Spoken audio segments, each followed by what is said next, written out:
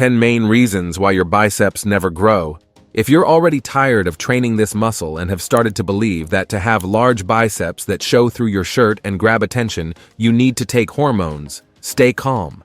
The truth is that most people simply can't develop their biceps due to basic training errors.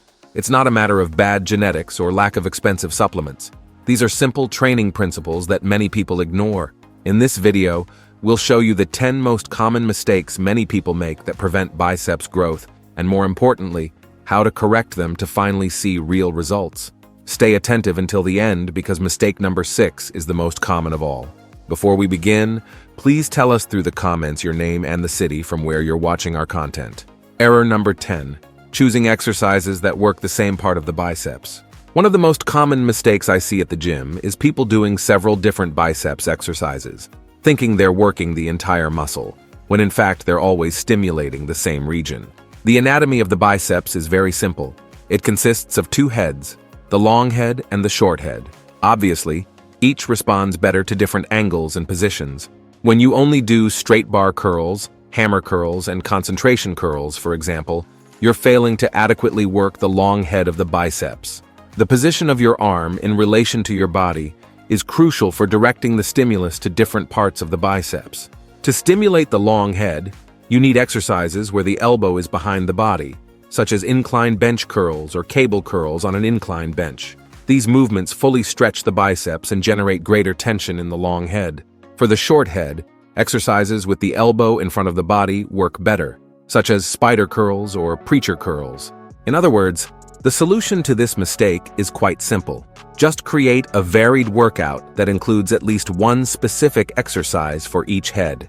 Another important aspect is alternating between equipment, bars, dumbbells, cables, and machines. Each offers a different resistance curve. Cables, for example, maintain constant tension throughout the movement, while dumbbells challenge the muscle more in the middle of the range of motion. Error 9. Leaving biceps training only for the end of the workout.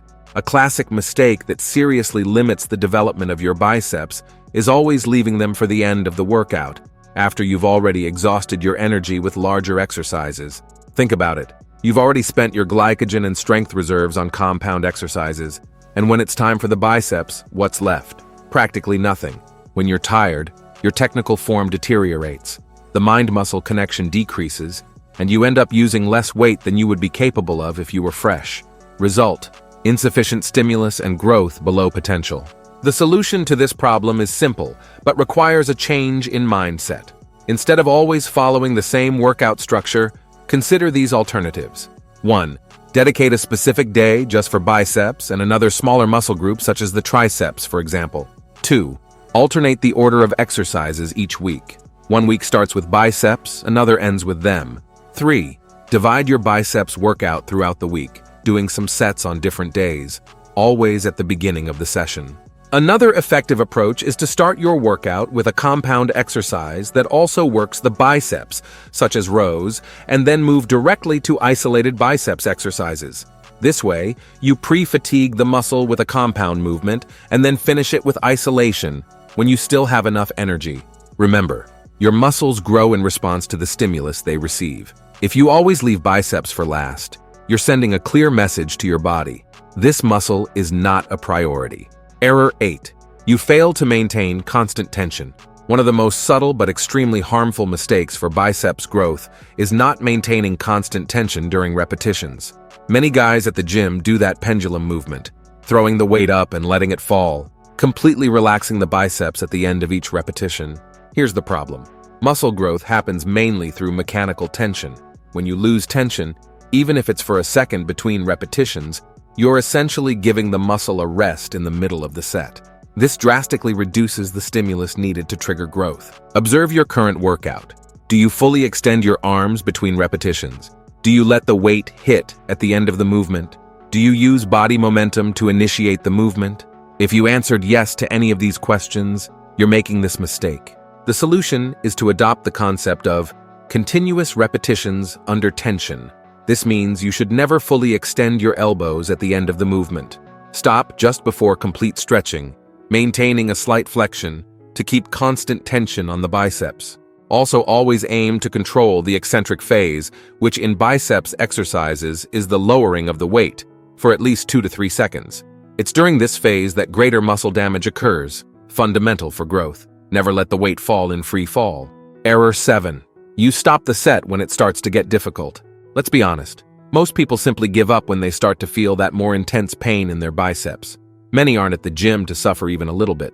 A shame, because this is exactly the moment when true growth begins to happen, and you're throwing that opportunity away. The fundamental principle of muscle hypertrophy is to take the muscle beyond its comfort zone, forcing it to adapt. The first repetitions of a set are rarely enough to stimulate significant growth. It's usually those last 2 to 4 repetitions that cause the microlesions necessary to trigger the muscle rebuilding process.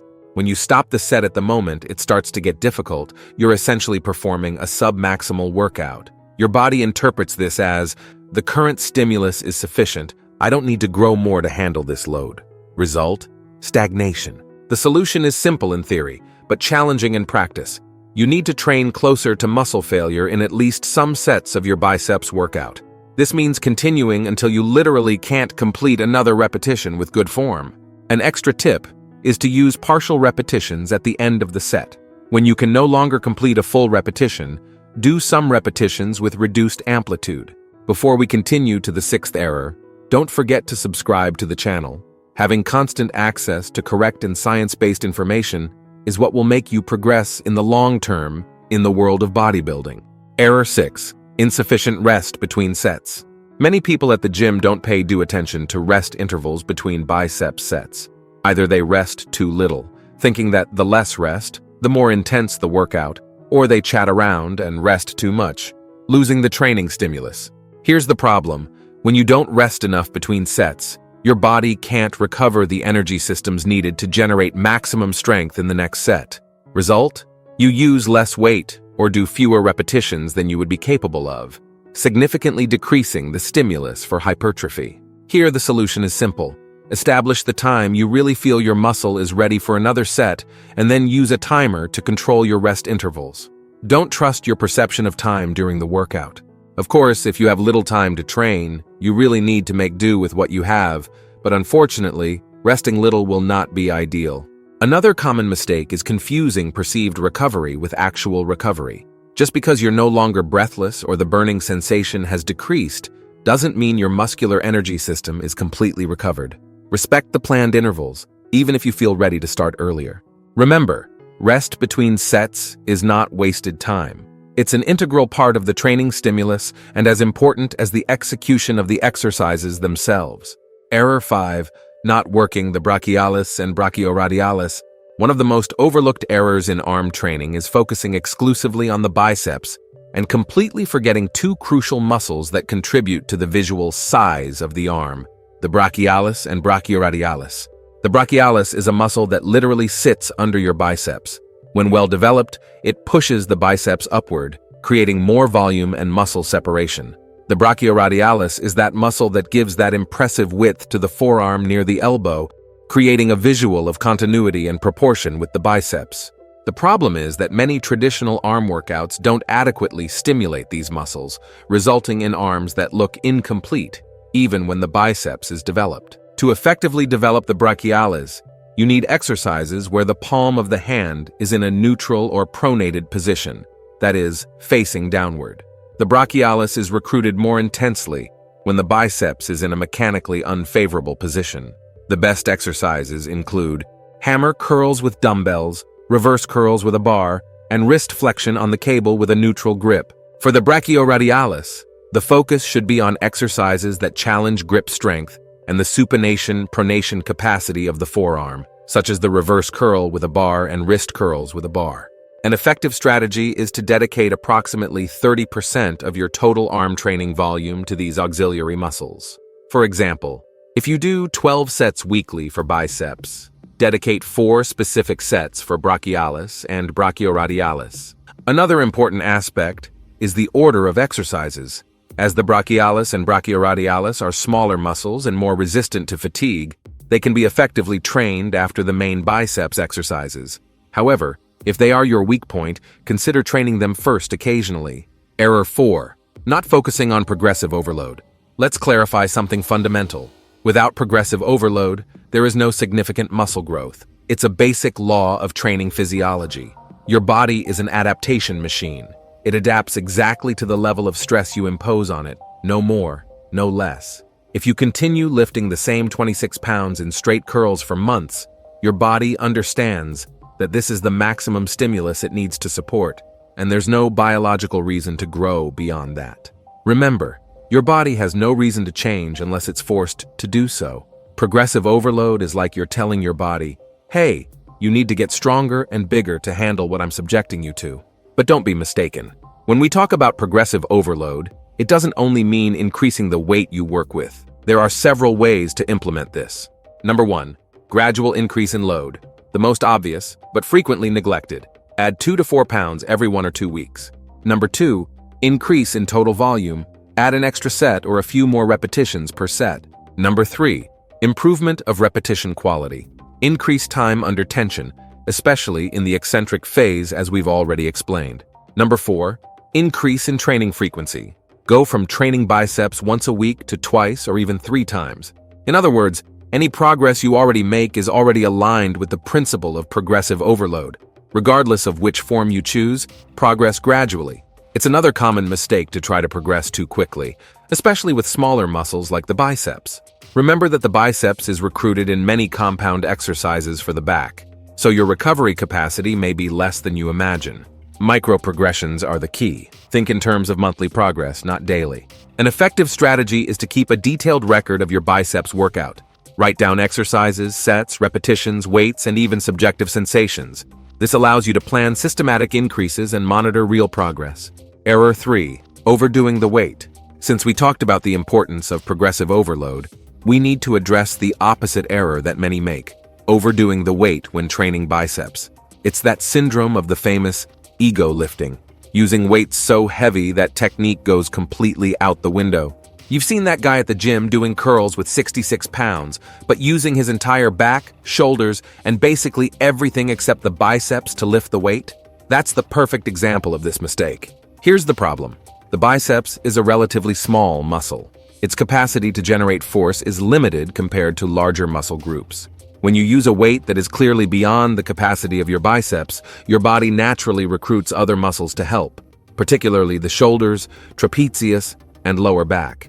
Result: you end up working all these auxiliary muscles while the biceps itself receives only a fraction of the intended stimulus. Worse yet, this form of training drastically increases the risk of injuries, especially in the biceps tendons and lower back region. It's better to do a perfect curl with 26 pounds than a terrible curl with 44 pounds. The muscle responds to the tension that it, and only it, experiences, not to the number written on the dumbbell. You can do a test and occasionally dedicate a few weeks to lighter workouts like 60 to 70% of your usual maximum, with total focus on perfect technique. Often, this results in better muscle activation and, paradoxically, greater growth than always trying to increase the weight. Error 2. You don't train biceps with a good frequency. Recent research in exercise science shows that muscle protein synthesis remains elevated for only 36 to 48 hours after an intense workout.